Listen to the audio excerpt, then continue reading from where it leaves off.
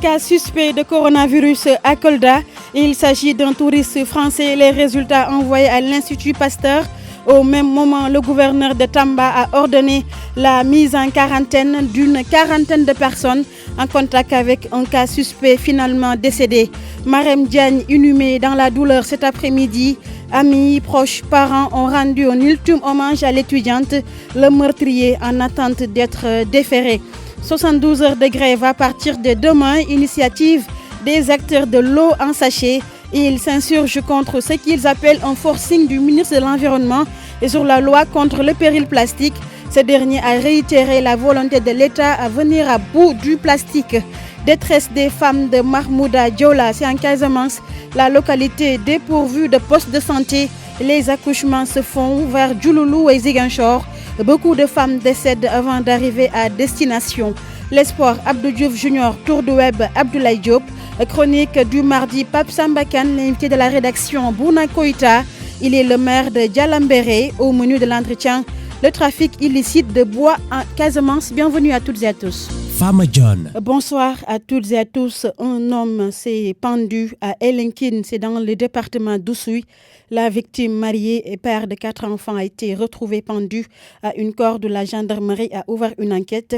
C'est le second cas de suicide dans ce village en l'espace de 6 mois. Un mort, 10 blessés, dont 7 dans un état grave. C'est le bilan d'un accident survenu à Darou-Mourti. Le corps sans vie ainsi que les blessés ont été acheminés à l'hôpital Janatou Maroua. Une enquête a été ouverte. Thiès a fait ses adieux à Mariem Diagne, l'étudiante tuée à coups de couteau samedi, a été inhumée cet après-midi. Une foule immense l'a accompagnée jusqu'à sa dernière demeure.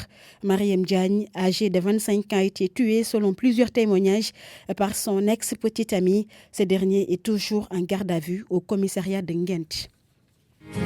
RFM, l'info, c'est ici. L'info, c'est ici. Un cas suspect de coronavirus détecté à Kolda. Il s'agit d'un touriste français qui est dans la région depuis le 3 mars dernier. Les prélèvements effectués sur lui sont envoyés à l'Institut Pasteur Abdoulaye Diallo. Un cas suspect de coronavirus est détecté à Kolda. Il s'agit d'un touriste français qui séjourne dans la capitale du Fouladou depuis le 3 mars dernier. Dr Yayaba, médecin-chef de la région médicale de Kolda, nous en dit plus.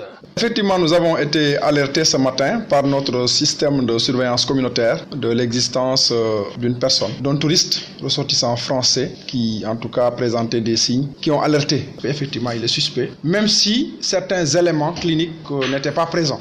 Mais dans ces situations d'épidémie, mieux vaut pécher par excès que par défaut. Le personnel de santé a procédé à des prélèvements qui sont envoyés par ambulance à Dakar. Et l'équipe d'investigation est venue. Nous avons procédé au prélèvement conformément aux normes et procédures en vigueur. Et donc le prélèvement a été conditionné, donc acheminé dans cette même journée par ambulance du centre de Kolda au niveau de l'Institut Pasteur de Dakar. L'homme en question est mis en quarantaine dans sa chambre d'hôtel. Il est mis en quarantaine. Il reste dans sa chambre d'hôtel, ses repas seront servis sur place, il a eu son masque, il a tout ce qu'il faut, mais il reste dans sa chambre jusqu'à ce que nous ayons les résultats. Selon le MCR, le suspect ne présente pas de signes cliniques inquiétants. RFM Kolda, Abdoulaye Diallo. Abdoulaye Diallo, un sexagénaire français décédé à Tambacounda. Le gouverneur de la région a ordonné la mise en quarantaine pour les 10 touristes qui sont venus à Tamba avec la victime, ainsi que les 30 autres personnes qui séjournaient au campement de Gouloumbou jusqu'à l'obtention des résultats de 3 prélèvements envoyés à l'Institut Pasteur de Dakar. Le médecin-chef de la région de Tamba craint un cas de coronavirus.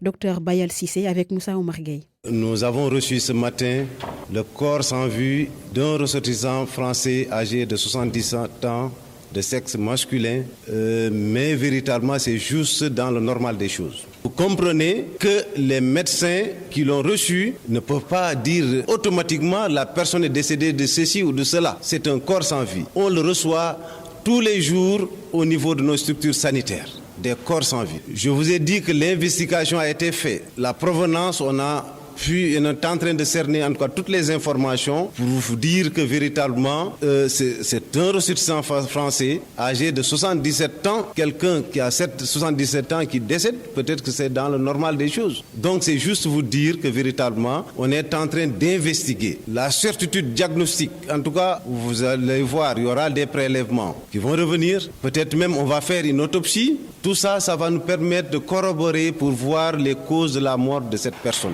Mais pour l'instant, nous ne sommes pas inquiets.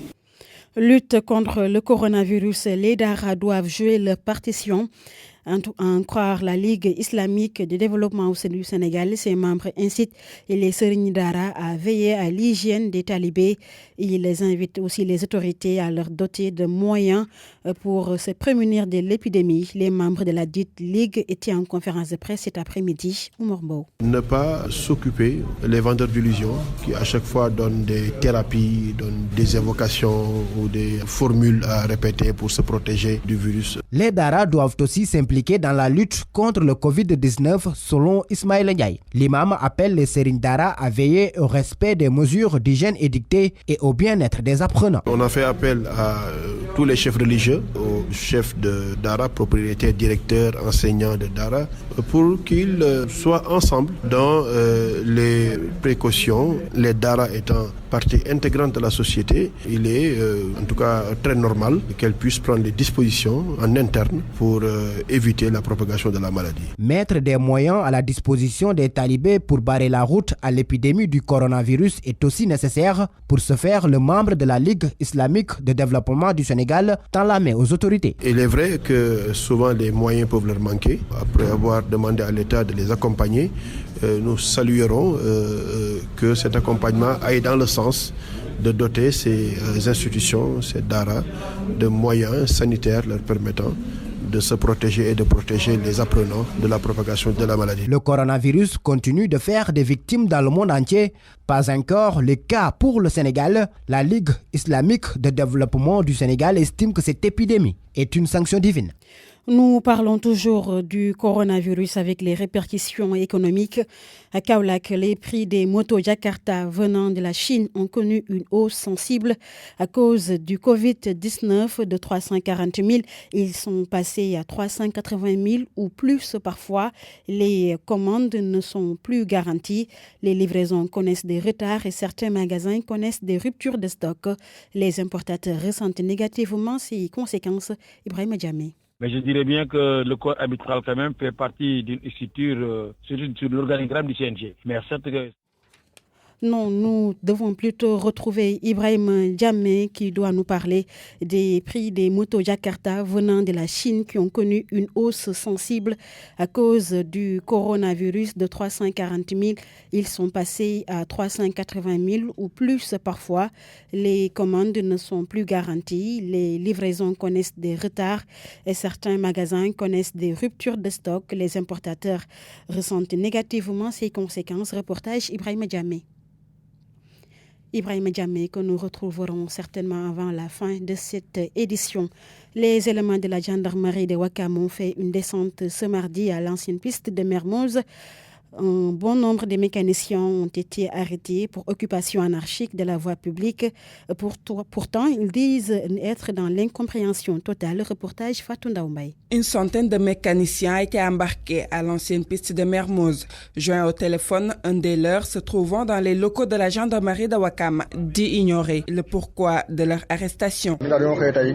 On était en train de travailler quand ils ont débarqué avec leur camion. Aucune explication nous a été donnée. Depuis 11 heures, nous sommes là dans les locaux de la gendarmerie. On est tous là dans un des couloirs. À l'ancienne piste, l'endroit est déserte. Mais au bout d'une petite ruelle, des mécaniciens réunis autour de l'association pour la promotion des artisans ouvriers s'activent.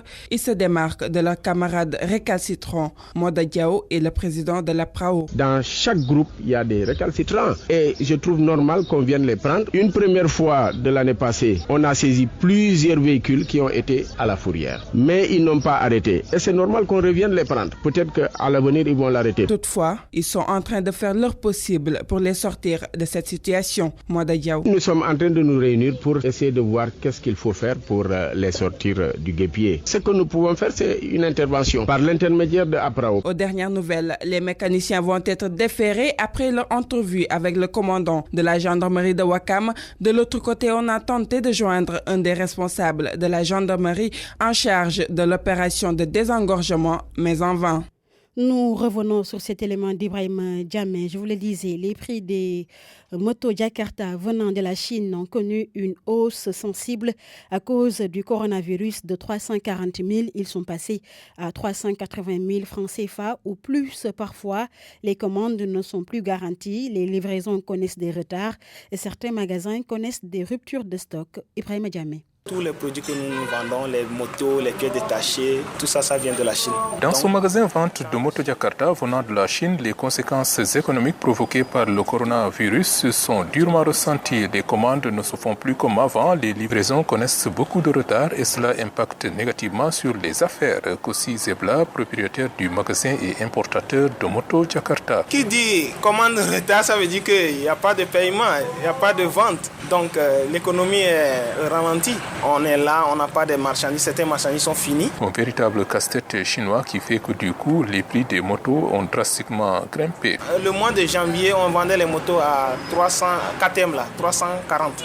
Actuellement, c'est à 380. Et si ça dure encore, ça peut aller à 400. Une situation qui se répercute sur les activités des transporteurs de moto Jakarta, bien que selon Nyokhor Gakou Jakartaman, ils s'en sortent tant bien que mal.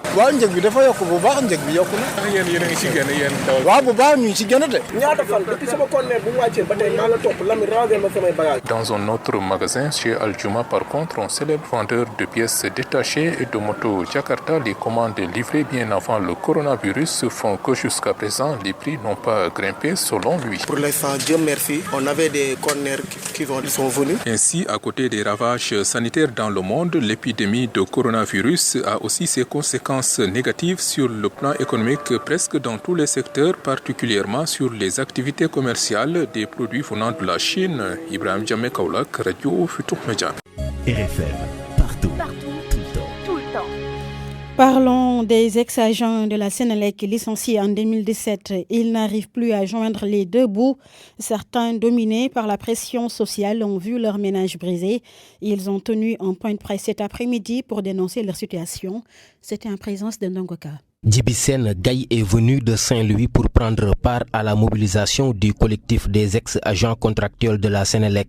Lui, c'est en 2006 qu'il a intégré la boîte, licencié en 2017. Il dit être victime d'une injustice. Il y avait 493 personnes qui avaient refusé, par exemple, de faire le concours. Nous, on se disait que c'était plus légal d'aller faire le concours. Mais à notre grande surprise, on a vu que c'était une mascarade pour nous faire sortir de la Sénélec. Les 493 ont été régularisés par Mohamed Makhtar Cissé. Maintenant, les 187 qui avaient fait le concours, ils ont été jetés à la rue par une note de service qui a été signée le 31 mars 2017. Visiblement, Djibi a l'air désemparé. Selon lui, beaucoup de ses collègues sont aujourd'hui assaillis par une pression sociale intenable. Nous sommes dans le désarroi. Nous sommes pères de famille, soutiens de famille. Il y en a qui ont eu leur ménage cassé. Toute cette pression-là a fait vraiment des cas dans le collectif des ex-contractuels de la Sénélec. La lenteur de leur dossier a bouleversé des vies. Une de ses collègues est même emportée par cette souffrance. Une de nos collègues là, qui habitait Bargny, avec ce qu'elle gagnait, elle faisait tout pour aller soigner sa mère qui avait des problèmes de reins. Il faisait des hémodialyses. Après la rupture de son contrat, il n'avait plus de ressources pour aller soigner sa maman. Malheureusement, sa maman a rendu l'âme. Quelque temps après, avec ce choc-là, elle-même s'en est suivie. Elle est partie rejoindre sa maman aussi. Et ce que vraiment nous déplorons. À l'image de Djibisen Gaye, c'est tous les membres du collectif des ex-agents contractuels de la Sénélec qui sont déterminés à mener le combat pour leur réintégration. Nongaka Parcel Asseni, Radio Futur Média. Le dossier de ces 189 ex-agents contractuels de la Sénélec pourrait connaître une issue heureuse dans les prochaines heures. Et selon le facilitateur, d'après Mame Makhtar Gueye, la direction générale de la Sénélec s'est réunie pour faire l'état des besoins exprimés en ressources humaines dans ses différents services. La réintégration des concernés va se décider en fonction du quota budgétaire accordé par le conseil d'administration. Mame Makhtar Gueye avec Ndongoka. Au moment où je vous parle, le directeur général de la Sénélec, Pape Demba Bitèye, a convoqué en urgence tous les directeurs de département de son entreprise afin que ces derniers puissent remonter vers lui leur expression de besoin en termes de renforcement d'effectifs dont les profils existent à profusion dans la liste des ex-contractuels. Et lorsqu'il aura centralisé et totalisé le nombre dont les directions respectives ont besoin, alors jeudi prochain, Jamra et la direction de la Sénélec auront donc une séance de travail préliminaire pour avoir une ébauche de la configuration qu'aura le protocole d'accord définitif. Et ce protocole sera co-signé par toutes les parties prenantes. Une fois que ce protocole sera signé, on saura exactement la rallonge budgétaire qui avait été accordée par le conseil d'administration le 27 décembre dernier en termes d'augmentation de la masse salariale. Alors dans ce protocole, il sera spécifié à quoi correspond cette rallonge budgétaire, à combien de postes. Et en ce moment-là, en tout cas c'est notre souhait que le résultat de cette évaluation aboutisse à l'absorption totale des 189 restants. S'il se trouve que cette rallonge budgétaire ne peut absorber que 150 travailleurs par exemple, ces 150 vont bénéficier, comme c'était le cas avec Makhtar Cissé, de CDI et les 39 restants en partenariat avec la direction, on trouvera une solution transitoire pour leur faire bénéficier par exemple de contrats à durée déterminée. Je vous le disais dans les titres, grève de 72 heures des acteurs de l'eau en sachet. C'est à partir de demain. Ils dénoncent le forcing du ministère de l'Environnement sur la loi contre le péril plastique qui entre en vigueur le 20 avril prochain. Ils estiment qu'avec cette loi, 30 000 emplois sont menacés. Abdourahmane Diallo. Mercredi, jeudi et vendredi, 3 jours de grève décrétés par les acteurs de l'eau en sachet. Ils décident d'arrêter la production et la vente de l'eau. Gorambeng, président des vendeurs de sachets d'eau dans le département de Mbour. On invite tous les acteurs de l'eau à respecter ce mot d'ordre de grève. Les usines, les véhicules, tous ne seront pas fonctionnels. Encore une fois, on s'excuse auprès des populations. On ne l'a pas fait pour leur faire souffrir, mais on a un combat noble. Ces producteurs et vendeurs d'eau dénoncent la loi contre l'utilisation des sachets en plastique qui doit entrer en vigueur dès le 20 avril prochain. Le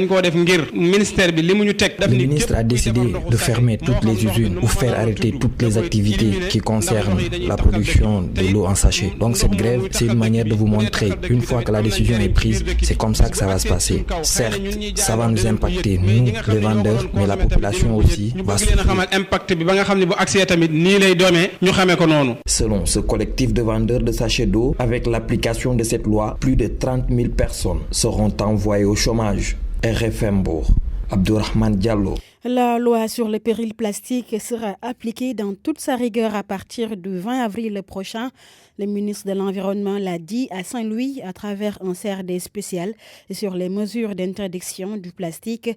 Abdou Karim Sall précise que les sachets utilisés pour la glace feront l'objet de tolérance. Il est avec Mohamed Nabissila. Le 20 avril, une semaine après, c'est le début du mois de Ramadan.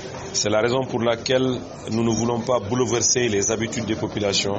Nous pensons qu'il faut apporter quelques souplesses, notamment sur les sachets qu'on utilise pour mettre de la glace, des sachets qu'on utilise pour mettre de l'eau. Dans certaines régions, il fait extrêmement chaud et je pense qu'il ne faut pas priver les populations de cette possibilité qui s'offre en elles. Des souplesses seront apportées. Mais pour ce qui concerne le reste des produits qui sont concernés, la loi s'appliquera, Inch'Allah, à partir du 20.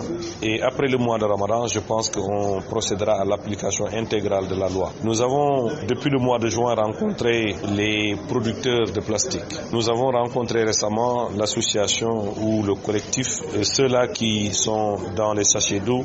Le problème qui se pose, il parle de problème de délai. À l'instant, Abdou Karim Sall. En plus bref, Oumaro Sissoko Embalo est au Sénégal. Le président de la Guinée-Bissau effectue une visite d'amitié de 2 jours. Il est arrivé à Dakar ce mardi et a été accueilli avec les honneurs par son homologue, le président Macky Sall. RFM 94.0, la radio en puissance. RFM Soir. RFM Soir. Fama John. Fermeture du Salon international de l'artisanat de Dakar. On parle du bilan. Le ministre de l'Emploi, de la formation professionnelle parle de réussite. Les exposants, pour leur part, déplorent un faible taux de fréquentation. Abdou Diouf Diagne. 5 jours après son lancement par le chef de l'État, le Salon international de l'artisanat de Dakar ferme ses portes.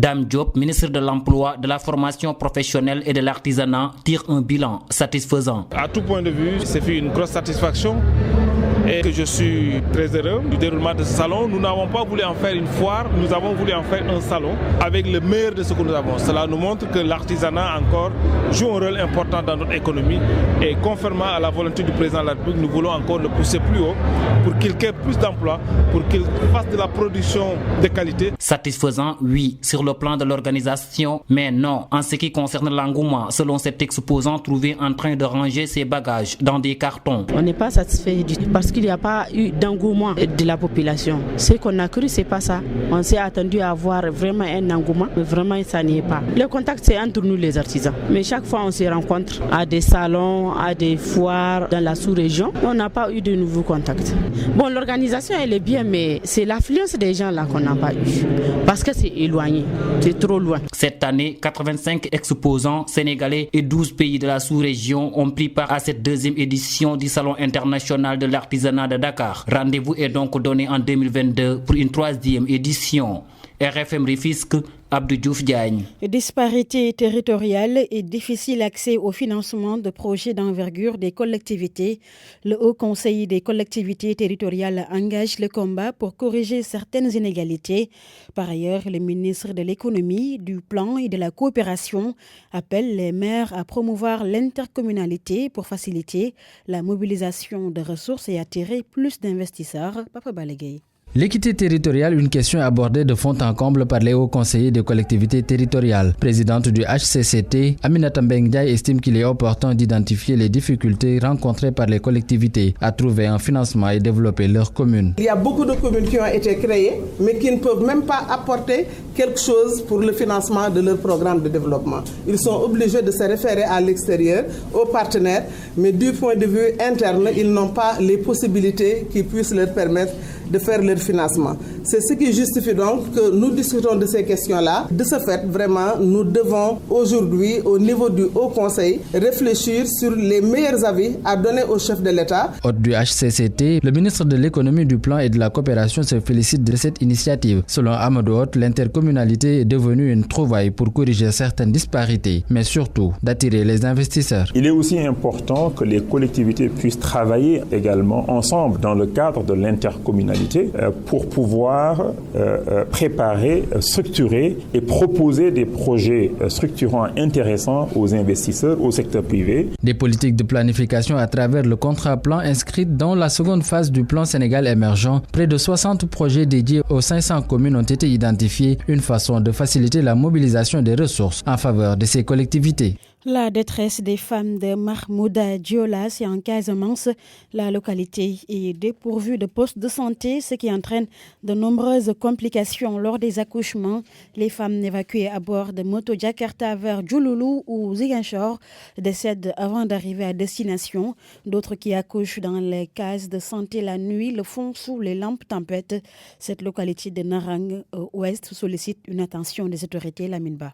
17 km de route chaotique séparent Mahmouda Diola de Djouloulou. Quotidiennement, des femmes parcourent cette distance sur des motos Jakarta pour les besoins de l'accouchement. Nous sommes fatigués. Les femmes sont évacuées sur des motos Jakarta. À destination, on est déjà épuisé et ça complique la situation de la femme en travail. En conséquence, certaines femmes perdent même la vie. Nous n'avons pas d'ambulance et la distance est très longue. Anta Sawar Diatta, la présidente de l'association des femmes de Mahmouda Diola, explique que la matrone du village utilise une lampe tempête ou des bougies pour faire accoucher les femmes la nuit au niveau de la case de santé du village. Ici, au niveau de notre maternité, quand une femme doit accoucher la nuit, c'est une torche ou une lampe tempête que la matrone utilise. Il arrive même que les bougies manquent dans les boutiques et nous accouchons dans des conditions terribles. Et pour la torche que la matrone utilise, nous nous rendons en Gambie pour trouver les batteries. Pour la faire fonctionner.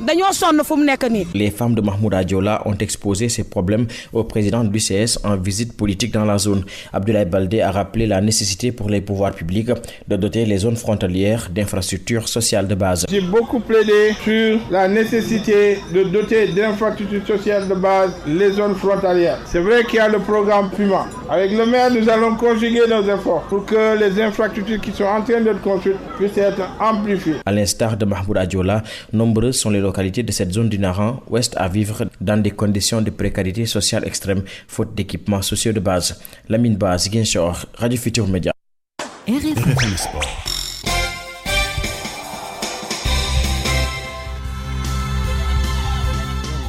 Bonsoir Abdou Diouf Junior. Oui, bonsoir Fama Dione. Football, Ligue des Champions, on connaît les 2 premiers quarts de finalistes. On est déjà sûr qu'un club allemand et un italien seront au rendez-vous des quarts de finale.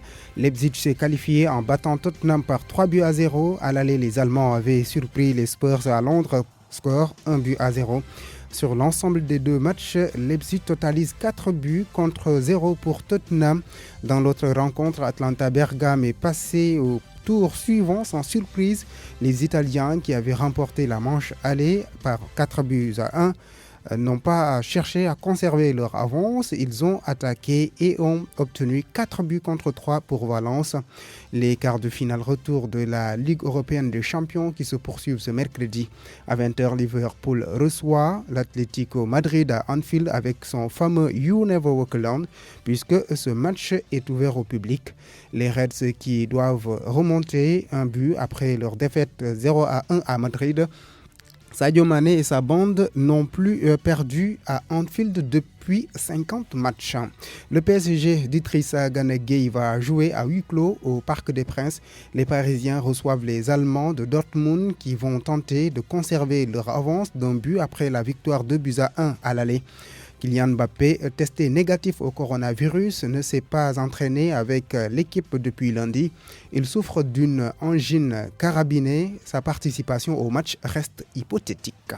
Les huis clos ont de grosses incidences sur les équipes qui reçoivent. Ce sont surtout les équipes qui ont perdu leur match aller qui vont souffrir de l'absence de leurs supporters, a dit notre consultant Tassirou Diallo que je vous propose d'écouter. Il s'entretient avec Makoura Diagne. Les matchs à huis clos en huitième de finale, c'est catastrophique pour le football parce qu'en football, le public, on dit 13e homme, est très important pour apporter la sensation, apporter aussi beaucoup de jus dans ce que font les joueurs. S'il n'y a pas de public, c'est un match qui ne sera pas du tout très agréable au niveau du jeu, je peux même dire ça, parce que vraiment, en football, il faut qu'il y ait des spectateurs. Chaque fois, quand une équipe vient jouer à l'extérieur, des fois, c'est le public qui galvanise l'équipe, son équipe. Mais s'il n'y a pas ce public-là, je peux dire que ça peut être difficile aussi. Si les forces sont égales, ça peut être difficile pour l'équipe qui reçoit. Le coronavirus, Tassirou Diallo, qui continue d'impacter le sport à travers le monde.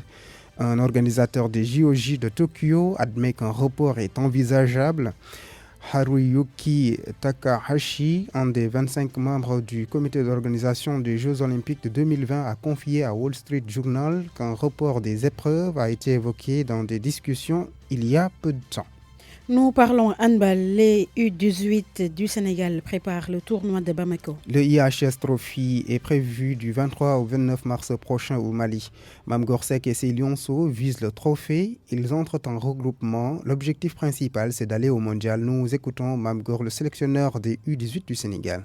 On est en phase de préparation pour l'IHF Trophy qui se tiendra au Mali du 23 au 29 mars. On a sorti une liste de 14 joueurs qui vont entrer en regroupement lors de notre dernière phase à partir du vendredi 13 jusqu'au 22 mars. Après le 23, on va partir au Mali pour essayer de remporter la coupe parce que en 2018, on était à 2 pas de la coupe. On a perdu en finale, donc on va essayer de tout faire pour remporter parce que ce sera notre seul objectif. Notre seul objectif, c'est d'aller au Mali pour prendre la coupe et continuer notre parcours parce qu'on veut jouer l'IHF Trophy continental, on veut jouer la Coupe d'Afrique si possible, pourquoi pas aller au mondial comme les filles. Lutte avec frappe, est-ce le début de la fin du règne du Dr Alioune Sarr? La question mérite d'être posée. En effet, après les anciennes gouloirs, les lutteurs en activité, les promoteurs, c'est au tour des arbitres d'entrer en rébellion contre l'équipe dirigée par Alioune Sarr. Pour Omar Diagne, dit Omez, entraîneur et consultant sportif, le comité national de gestion de la lutte doit faire son autocritique et rendre le tablier. Le voici avec Abdoulaye Diop.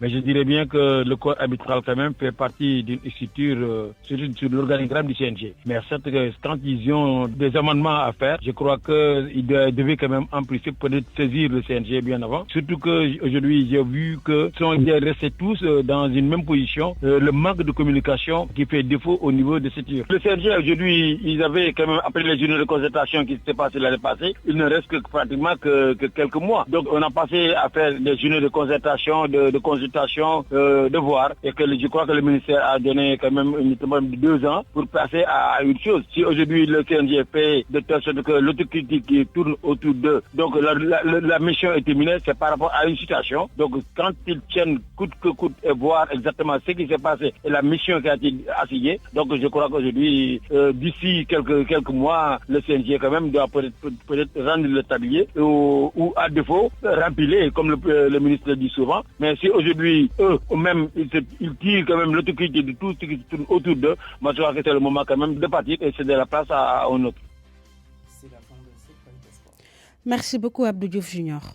Le tour de web, c'est avec Abdoulaye Diop. Qui nous informe que Mariam Diagne a été conduite à sa dernière demeure. Une impressionnante foule était présente à cette cérémonie mortuaire. Mariam Diagne, 25 ans, a été atrocement tuée à coups de couteau alors qu'elle était enceinte de 3 mois. Toutefois, son meurtrier, Assane Gueye, est toujours gardé à vue en attente d'être déféré devant le procureur, informe Sen24.info. Rumeur sur l'âge de la jeune Dieynaba Baldé. Les enquêteurs de la division spéciale de lutte contre la cybercriminalité ont conclu que Dieynaba Baldé était bel et bien mineur, contrairement à ce que prétendaient les conseils de Mamadou Diop, nous dit IGFM.sn. Elle est née le 20 février 2003. Le patron de l'ISEC sera déféré, lui, ce mercredi pour le détournement de mineurs suivi de grossesse et incitation à la débauche, rappelle le site du groupe Futurs Médias. Coronavirus, le ministre de la Santé et de l'Action sociale a assuré ce mardi qu'aucun nouveau cas n'avait été recensé dans le pays. Un des cas suspects a été testé négatif. L'information est sur bet7.com. Pendant ce temps, Seneweb.com fait savoir que des prélèvements ont été effectués mardi à Tambacounda sur la dépouille d'un ressortissant français pour des tests devant déterminer si sa mort serait liée au coronavirus.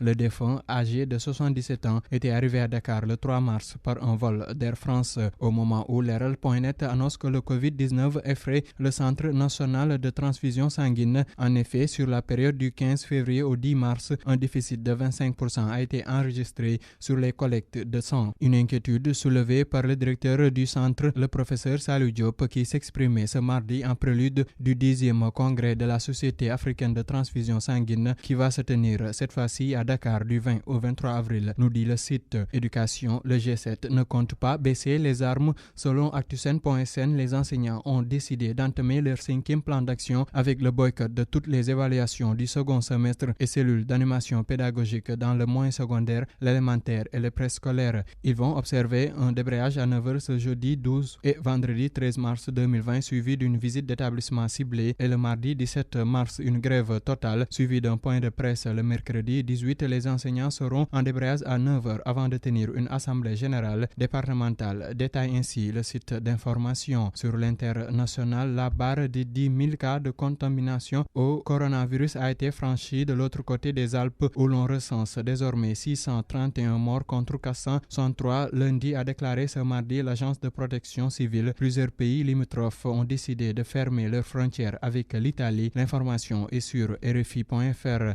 Du sport pour terminer, on connaît les premiers qualifiés des quarts de finale de la Ligue des Champions. Il s'agit d'Atalanta Bergame et du club allemand Leipzig, nous dit usport.com. Le tour web, c'est fini. Merci de l'avoir suivi. Merci à vous Abdoulaye Diop. Le marché Nafissatou Sila. Bienvenue. Le coronavirus pourrait-il avoir un impact négatif sur nos exportations? La filière mangue affiche quant à elle ses inquiétudes. À Ziguinchor, les producteurs de mangue ne sont pas rassurés. Ils pensent même qu'il n'y aura pas d'exportation vers l'Europe, mais comptent par ailleurs exporter vers les pays africains ou s'investir davantage dans le marché sénégalais. Lamine Ba est allé à la rencontre des producteurs de mangue à Ziguinchor. Ce n'est pas encore la période des exportations pour la mangue, mais l'inquiétude s'est déjà emparée des professionnels du secteur. Ils sont d'avis que le coronavirus aura inéluctablement des conséquences sur l'exportation de la mangue cette année. Mahfouz Aïdara est le président de l'interprofession de la filière mangue de la région de Ziguinchor. Ça joue un rôle trop négatif dans l'économie mondiale. Bon, nous, pour ce qui concerne l'exportation des mangues vers les marchés européens, presque, je peux dire que ça n'aura pas lieu. Vu l'ampleur, aujourd'hui, toute l'Europe est contaminée par le coronavirus. L'Union européenne est trop exigeante au niveau de son marché et surtout, il y a une maladie qui menace le monde entier. Face à la crise de l'écoulement international qui s'annonce, des stratégies sont en train d'être explorées sur le marché africain et même national selon Mahfouz Aïdara. Concernant la filière mangue, bon, bientôt nous serons en production. Moi je pense vraiment que la distribution se fera au niveau national. D'abord, satisfaire le marché national au niveau du Sénégal et aussi nous allons essayer de voir avec les pays limitrophes, tels que le Mali et le Burkina Faso, comment nous allons faire ensemble les échanges commerciaux. Au niveau de l'État de la CEDEAO, comme dans le cadre de l'ARBAO. L'État, son rôle, c'est de protéger sa population à tout prix. Des rencontres entre acteurs du secteur de la filière mangue vont bientôt se tenir pour réfléchir sur les moyens de limiter au maximum possible les effets du coronavirus sur l'exportation du produit. Le directeur général de l'Agence sénégalaise pour la promotion des exportations rassure, l'épidémie du coronavirus n'a pas pour le moment impacté les exportations sénégalaises. Pour le docteur Malik Diop, il faut travailler sur d'autres types de marchés non encore touchés par le Covid-19. Il s'est entretenu avec Abdoulaye Diop. Nous avons battu le record historique mondial dans le cadre de la croissance des exportations parce qu'on est arrivé à plus de 18,9% de croissance des exportations en une année. Ça n'existe dans aucun pays. C'est clair que l'épidémie du coronavirus pourrait, peut-être à moyen terme, à long terme, on ne sait jamais, jouer sur les échanges. Nous avons vu que certains salons professionnels et certaines organisations ont été repoussés sine die. Il est important pour nous de nous préparer à cela, de maîtriser aussi d'autres types de marchés qui sont aussi des marchés, peut-être pour l'instant, qui ne sont pas des marchés qui sont touchés. Par exemple, le marché africain. Nous travaillons beaucoup dans le cadre du marché africain. Aujourd'hui, on est à 42,5 d'exportation dans le milieu africain. On va vers l'ouverture de la zone de libre-échange continentale. Nous sommes en train de travailler sur d'autres marchés, le marché de l'Afrique centrale, le marché de l'Afrique du Sud, le marché maghrébin, etc. Nous sommes en train d'y travailler. C'est aujourd'hui des marchés alternatifs. On ne peut pas aujourd'hui faire un bilan. Vous savez, vous ne pouvez pas faire un bilan alors que vous êtes juste à quelques jours. C'est pas possible. Si je vous dis qu'il y a tel ou tel impact, je ne peux pas aujourd'hui vous donner ces résultats-là. Ce que je peux vous dire, c'est qu'effectivement, il existe des salons professionnels, il existe également des foires, etc., qui ont été repoussés sine die. Je donne juste l'exemple d'un salon professionnel extrêmement important, c'est le salon Pharmagora. Et le Sénégal est le seul pays africain présent au salon Pharmagora avec le beurre de karité et l'huile de baobab. Bon, ce salon a été repoussé sine die. Il est clair qu'il est possible que des marchés au niveau européen peuvent être revus à la baisse. C'est tout pour le marché. Un grand merci à Lamine Ba, à Abdoulaye Diop et Hassan Diouf pour la réalisation. Rendez-vous la semaine prochaine pour un autre numéro.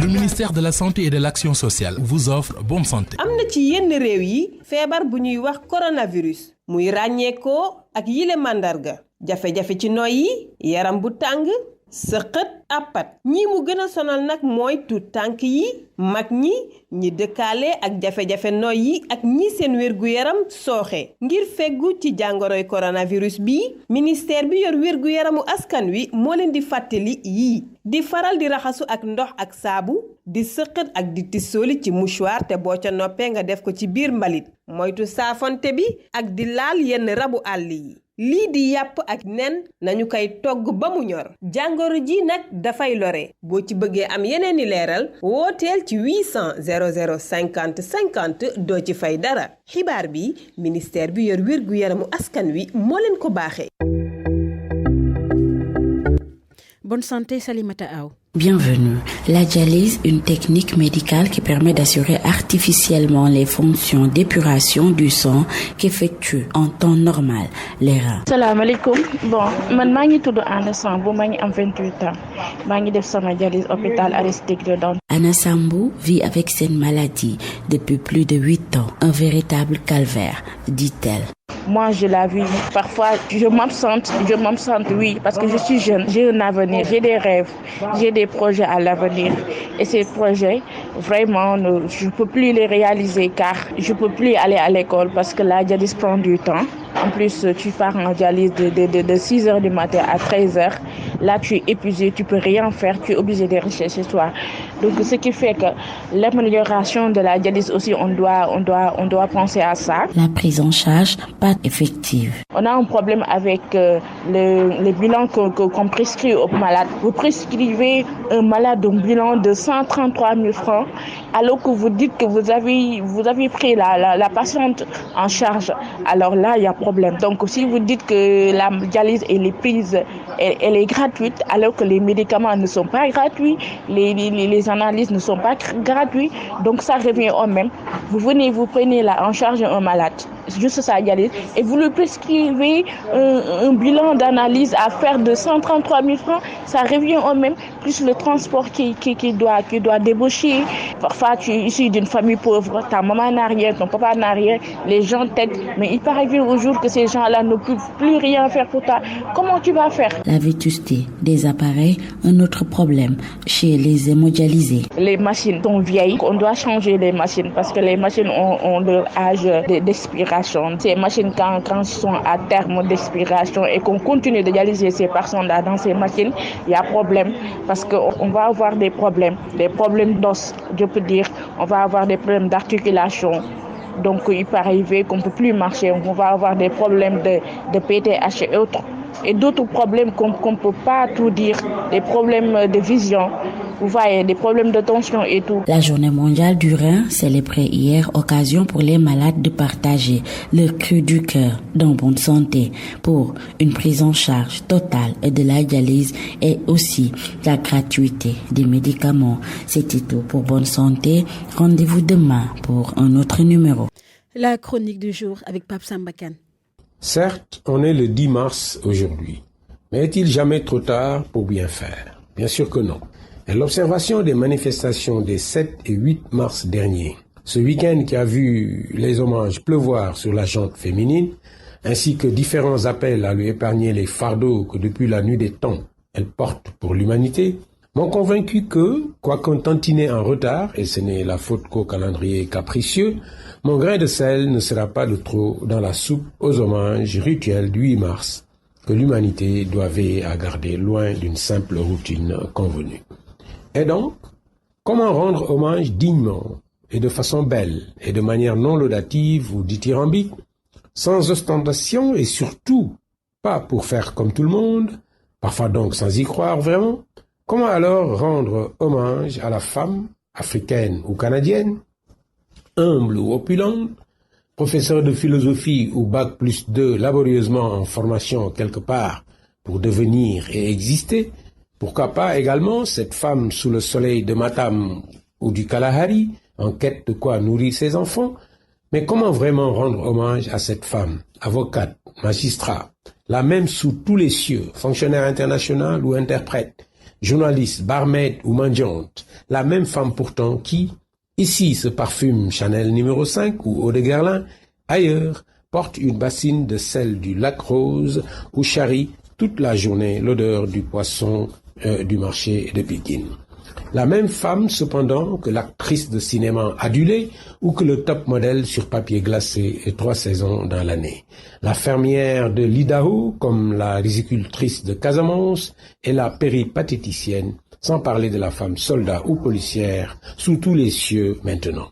Elle est le même noble spécimen humain. Sont-elles gendarmes et douanières? Elles sont la même et unique femme depuis toujours. Hier seulement, une émission de radio, je ne sais plus laquelle exactement, j'étais dans un taxi, m'a appris qu'au Sénégal, une femme était chauffeur de camion qui officiait sur le trajet Dakar-Bamako. Singulière condition qui n'exclut pas cette femme courageuse de la commune condition, pour emprunter son titre au livre de Ndeye Fatou Ndiaye, présenté au public avant-hier, samedi 7 mars, 200e anniversaire de Talata Nder à la Galerie nationale, en présence de figures féminines, icônes de la lutte pour l'émancipation des femmes, dont je ne citerai que Dior Fall, Sow et Marema Touré. Cette longue parenthèse qui frôle le dithyrambe dont je souhaite me garder pour souligner que cette femme camionneuse, courageuse, partage une commune condition justement avec toutes celles recensées tantôt et d'autres encore à travers le monde qui, 8 mars ou pas, souhaitent toutes que nous leur disions « Je t'aime ». Haut et fort et que ce soit vrai. Éprouver tous les jours, 8 mars ou pas. Le leur dire simplement ou poétiquement, genre, 8 mars ou pas, j'ai soif de toi, source intarissable de vie. Déwénati, pour moins de violences faites aux femmes, moins de viols et de meurtres basés sur le genre, d'inégalités et de disparités diverses, professionnelles ou sociales. RFM, l'invité. L'invité ici, Bouna Koïta, il est le maire de Djalembéré. Nous parlons du trafic illicite de bois en Casamance. Invité entretien avec Ndata Diop. Fama John, merci. Notre invité ce soir est M. Bouna Koïta. Monsieur le maire, bonsoir. Bonsoir. Vous êtes le maire de la commune de Djalembéré, dans le département de Kolda, arrondissement de Mampatim. On va parler aujourd'hui de la destruction silencieuse, si on peut parler ainsi, de nos forêts. Vous êtes de la région de Kolda. Aujourd'hui, peut-on avoir une idée de cette déforestation, de cette destruction massive de nos forêts? Tout d'abord, je vous remercie de me donner encore une fois la parole et l'occasion de le dire ici, chez vous. Il y a quelques mois, je crois en 2019, je suis venu ici tirer la sonnette d'alarme et demander à ce que les autorités étatiques, le président de la République nous aide à co-gérer, à protéger notre patrimoine, nos ressources naturelles, cette économie verte. Vous dites silencieuse, non. Moi, depuis des années, la commune de Djalembéré demande de l'aide. Le président de la République est passé il y a 1 an à Bassoum. Il a fait 31 km de la commune de Djalembéré, la boucle du Fouladou. Il s'est rendu compte lui-même de l'urgence d'une action conjuguée de l'État, des autorités déconcentrées et des autorités locales. Ce qui fait qu'aujourd'hui, la situation en termes de moyens, je dis bien en termes de stratégie, elle s'améliore puisque nous avons l'Office national de la reforestation avec Ali Haïdar. L'année dernière, on n'en avait pas. Voilà un maillon qui vient se joindre à cette chaîne pour nous aider à gérer de façon durable la forêt sénégalaise, les ressources naturelles. Donc aujourd'hui, la situation, nous ne cessons de réfléchir ensemble pour trouver une solution durable contre la dégradation de nos ressources naturelles. Cette destruction-là, c'est dû à un trafic illicite qui est connu de tous. Mais pourquoi on laisse prospérer une telle situation, un tel méfait sur nos forêts? Non, on n'a pas laissé prospérer. Les mesures sont de temps en temps appliquées. Je dis bien de temps en temps, puisque nous avons un problème de moyens. Les actions illicites existent, on le sait. Nous avons la dégradation liée à la main de l'homme, on le sait. Nous avons les feux de brousse, nous le savons. Donc nous avons le trafic illicite, plus aussi le comportement des populations au sein de ces forêts. Donc je pense que si l'État, avec notamment l'Office national de la reforestation, les populations, les chefs de village, les élus locaux et les autorités des eaux et forêts, que je salue au passage, puisque avant l'Office national de la reforestation, il y a toujours et encore les eaux et forêts qui font le travail. Par manque de moyens parfois, voilà, mais je dis bien qu'il y a là quelque chose à faire ensemble, de concert, pour une action conjuguée et massive. Il faut redonner de la confiance aux jeunes, plutôt qu'un cercle vicieux. Il faut aller vers un cercle vertueux du traitement de cette forêt. Et moi, j'ai développé plusieurs projets qui sont toujours en attente. Et malheureusement, nous n'avons pas une situation très claire et très éclairée de cette situation-là par rapport à nos projets. Ce n'est pas par manque de volonté politique. Nous, là, elle est là. Ali Haïdar est venu en plein conseil municipal nous conseiller la mise en place d'une brigade verte qui a été créée par la commune de Djalembéré à Djalembéré. Je crois que c'est une innovation pour les communes. Mais nous peinons à trouver des emplois verts, que j'appelle verts, pour que les jeunes puissent passer du cercle vicieux de l'exploitation illicite de la forêt au cercle vertueux de la création de l'emploi, de la reforestation à travers des actions.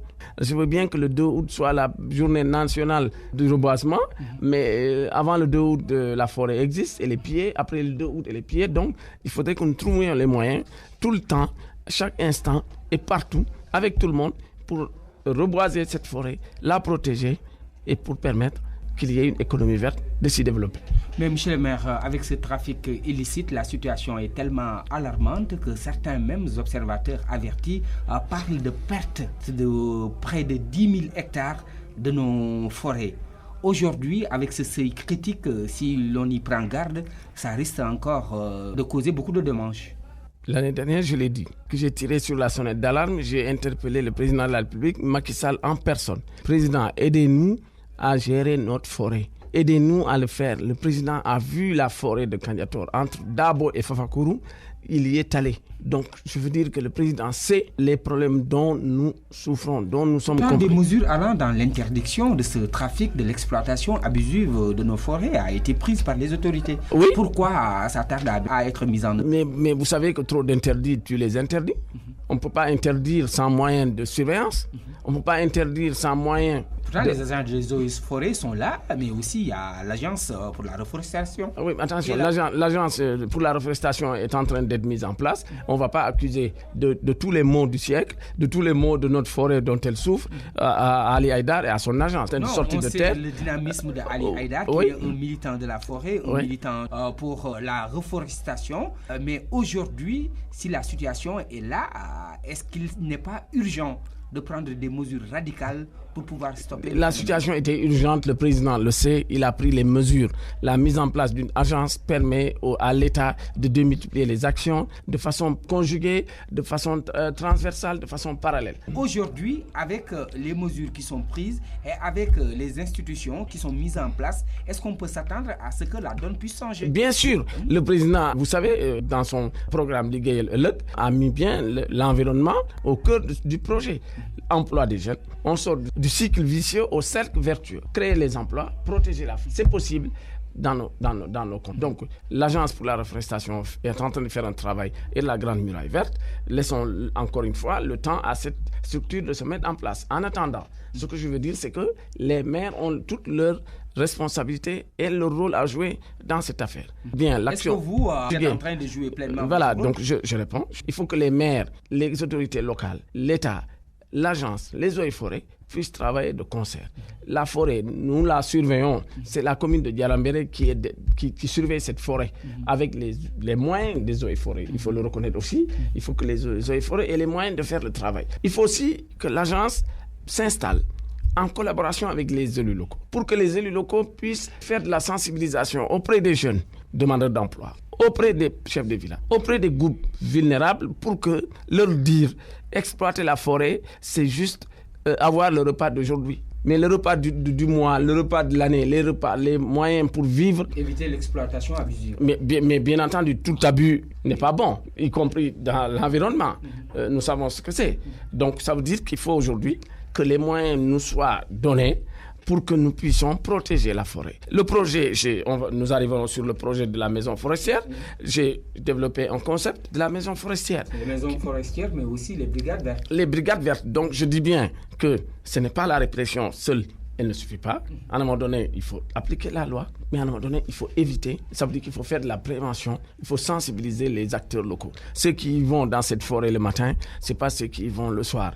Ceux qui vont la nuit, c'est pas ceux qui vont le matin. Ceux qui vont chercher du bois, n'est pas ceux qui vont chercher le charbon. Ceux qui vont chercher le charbon ne sont pas ceux qui vont chercher le bambou, le balai tahao qu'on vend ici un peu partout. Ce sont nos forêts. Donc ça veut dire que ça se passe à Djalembéré, se passe à Medina Yorofula, se passe aussi à Ziguinchor. Certains disent qu'avec les 30 000 hectares de forêt qu'on a, si on risque de ne pas prendre de mesures d'ici 2 ans, nous allons tout perdre. C'est pour cela que le président a mis en place d'autres structures en voyant que seules les eaux et forêts, je dis bien, seule la politique sectorielle des eaux et forêts en tant qu'intrinsèque eaux et forêts, ministère, ne suffit pas. Le président a dit, on va créer une agence pour la reforestation et la Grande Muraille Verte. On démultiplie les actions. On a des actions conjuguées sur le terrain tout le temps et partout, par tous les acteurs. Ça permet à chaque Sénégalais de se sentir concernés par rapport à ce fléau. Je prends un exemple sur la journée de nettoiement. Finalement, ça marche ou ça ne marche pas? Ouais, tout le monde s'y met. Donc, ça veut dire que... Est-ce que les résultats suivent? Mais attendez, ça veut dire que la journée de nettoiement, il fallait bien la créer par pédagogie, partout, pour tous et par tous les publics. Et vous avez vu que ça marche avec la journée de nettoiement. Cette gestion inclusive, aujourd'hui, avec le trafic illicite de bois, on indexe certains pays frontaliers, pour ne pas le nommer, la Gambie. Aujourd'hui, est-ce qu'il ne faudrait pas prendre des mesures beaucoup plus englobantes en incluant ces pays-là dans la lutte? Écoutez, moi, je ne suis pas diplomate, je ne suis pas là pour parler de politique étrangère. Je dis simplement que réglons le problème à Sénégal intramuros. Nous avons les moyens de le régler. Mampatim a une frontière poreuse avec Mampatim a une frontière. Mampatim pas impliquer les autres pays. Mampatim a une frontière poreuse avec la Gambie. Réglons nos problèmes de notre déforestation chez nous. Assumons que nous avons une responsabilité. Mais si nous avons une responsabilité. Notre territoire pour aller dans un autre pays, est-ce qu'il ne faut pas se poser des questions? Mais je dis assumons ce que nous faisons chez nous. Si la complicité elle est établie, que nous dénonçons, si la fragilité de notre jeunesse, que nous pointons du doigt, si la pauvreté est là, je dis jouons sur les facteurs de pauvreté, sur les facteurs d'incitation à ce trafic. C'est ce qui m'intéresse en tant que maire.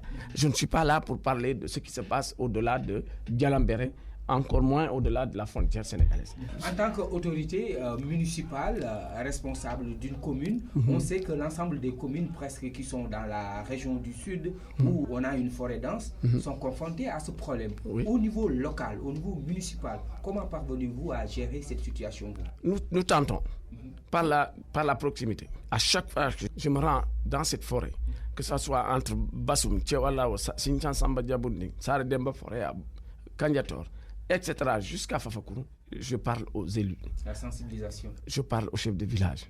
Je parle à notre jeunesse. Je leur dis que ça, ce n'est pas viable. La loi l'interdit. Veillez à ce que nos étrangers, les étrangers qui viennent ici, qui vous tendent la main, malheureusement une mauvaise main, pour un trafic illicite, ne vous embarquez pas là-dedans. Puisque de toute façon, la loi sera appliquée dans toute sa splendeur et toute sa rigueur. Donc je dis simplement aux chefs de village, s'ils m'entendent, en tout cas je leur dis que moi, maire, le conseil municipal n'y est pas pour favoriser, pour inciter. Nous sommes là pour sensibiliser et pour dissuader. Quand les faits sont là, ils passent au niveau du tribunal. La loi s'applique dans toute sa rigueur. Mais ce que je dis simplement, c'est que parallèlement à cette phase de sensibilisation, il faut des actions fortes. L'emploi vert. Je suis persuadé que l'emploi vert peut régler le problème. Cette économie verte peut être source d'enrichissement pour nos jeunes qui surveillent cette forêt. Ce n'est pas à la leur cette forêt, c'est à tous les Sénégalais cette forêt. Mais ils ont quand même un peu de responsabilité, c'est de la surveiller.